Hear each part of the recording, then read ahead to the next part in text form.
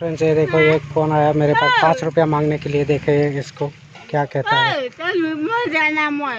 हाँ फिर जाना है कौन जाना है এটা গান গাই শুনাচোন। এই পাউডাৰ কি লগাই আহিছা মুখত কি মোবাইল লাগে মোবাইল দি কি করবে মোবাইল দি কি করবে কি করবি মোবাইল দি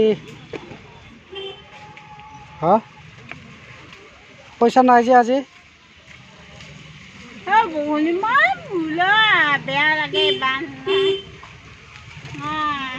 পয়সা নাই যে আজি পয়সা ওই ওই